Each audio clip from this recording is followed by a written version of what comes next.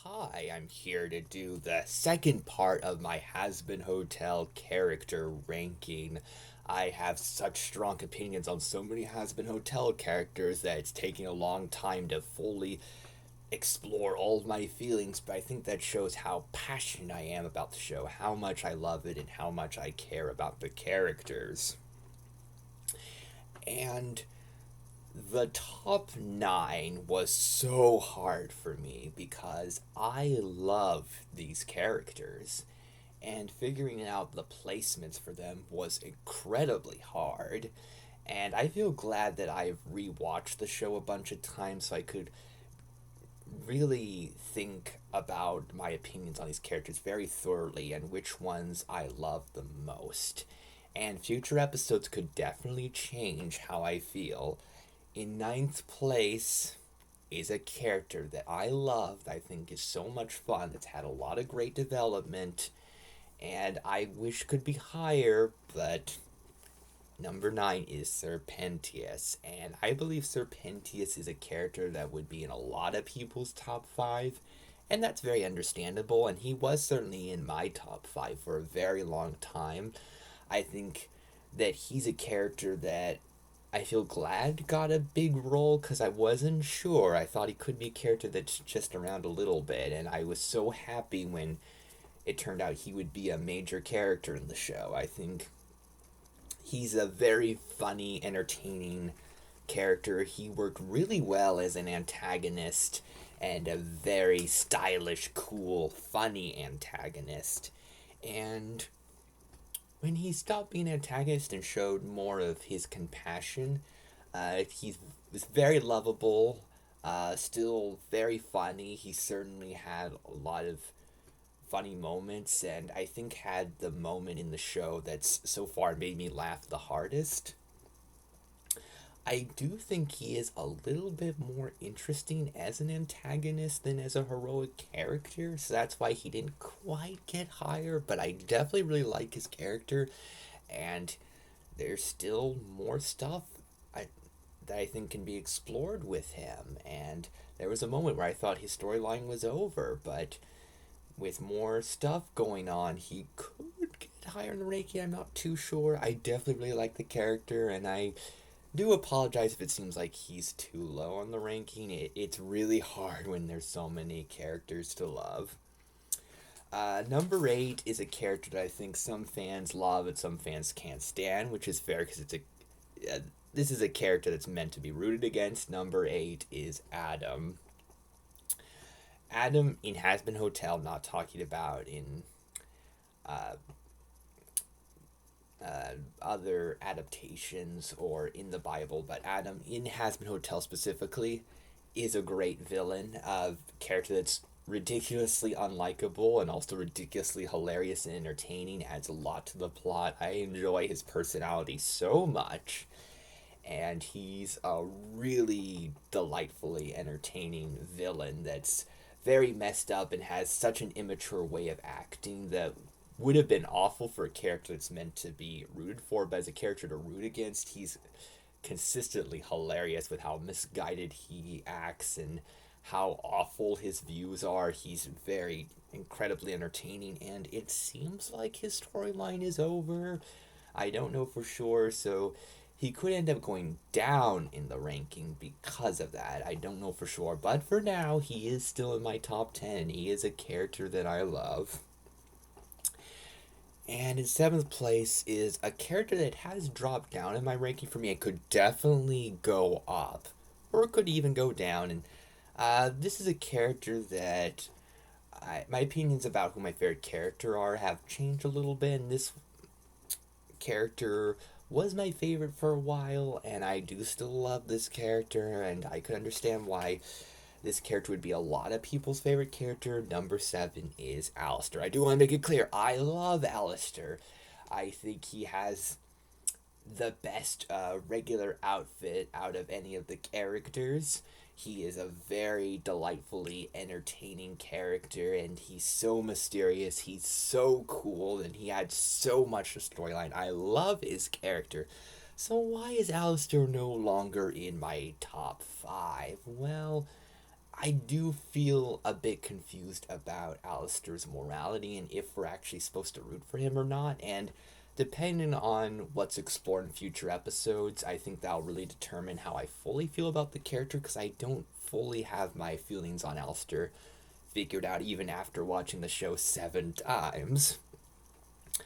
Because I think that Alistair works great as a villain, a very villainous character that is intentionally unlikable and says a lot of mean stuff, that purposely messes with people. He's absolutely hilarious and delightfully entertaining while still being very charming and a great character to have around. But there are a lot of moments where it feels like he's one of the lead heroes and a character we're supposed to somewhat root for, and he is a character that wants to be a big villain in charge, and if he takes on a fully villainous direction, I think that'll actually help me like him more. And I think if he is a character that's done all these awful things, but if the show tries to make it seem like, oh, well, he's not that bad of a person, and he's a character we're supposed to root for, I think that'll be really hard. And I do really strongly believe in redemption, and I feel very passionately about it, but with how awful Alistair is, I think he would have to do so much for me to actually see him as one of the heroes, and I worry that the show could potentially leave him as a character that's done so many absolutely horrifically awful things, and yet the show could still be like, well, he cares about Charlie and he's helping her goals. He's not that bad of a guy.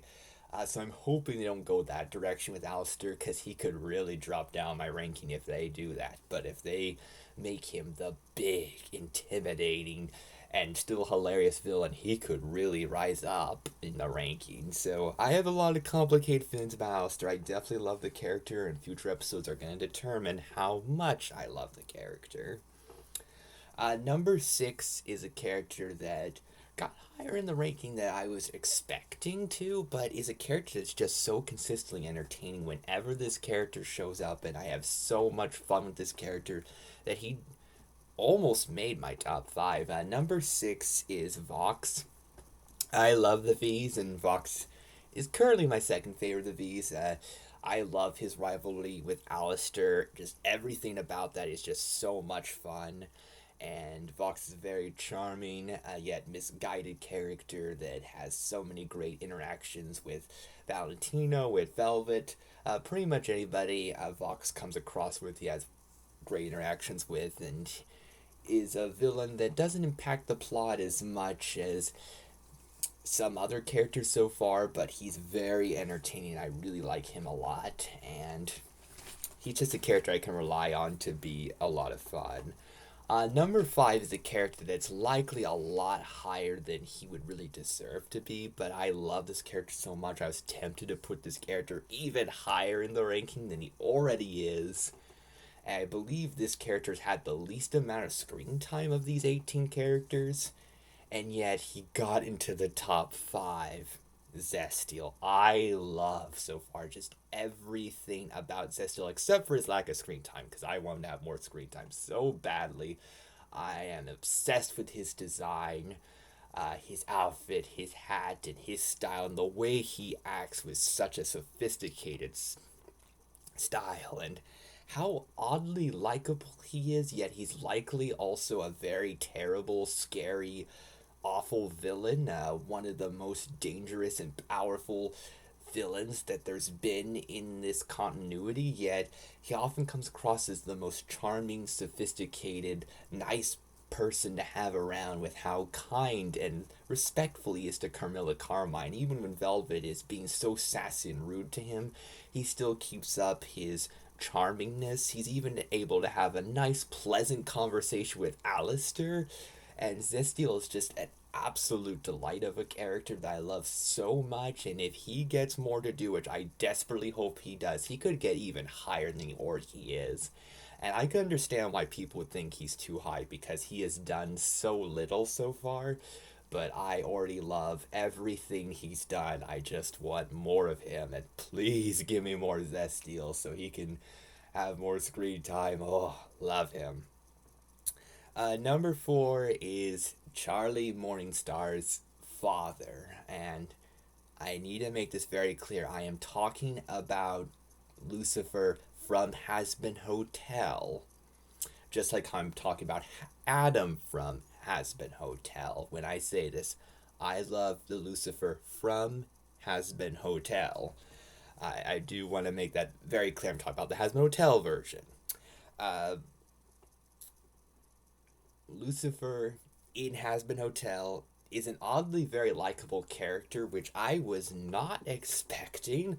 I thought, oh, Charlie is this very optimistic, sweet person that ironically is the daughter of the most evil person in the world.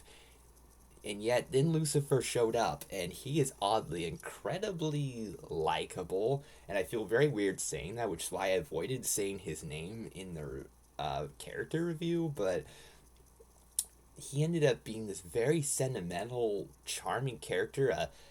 I do have to mention, I love the fashion in Hazbin Hotel. I absolutely love his costume, and with that hat and everything, he's great. Really enjoy his rivalry with Alistair, and I really love his very touching dynamic with Charlie and how he's explored as a very flawed father that made some mistakes, but the love that he has for his daughter is very clear. And so far, even with just 2 episodes, he's already gone through so much nuance and development and has changed so much as a person. And he's managed to be incredibly likable, has brought some of the most sentimental, emotional moments in the show that have meant so much to me.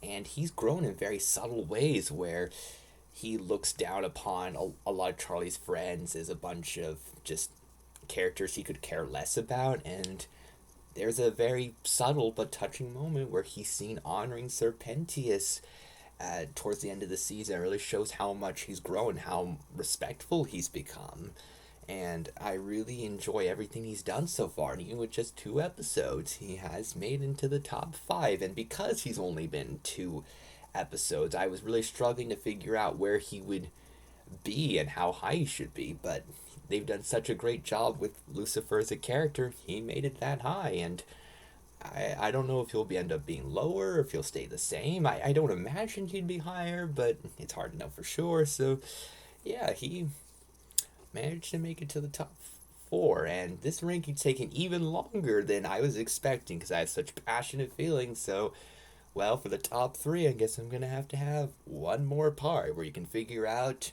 who my top 3 are in Hazbin Hotel.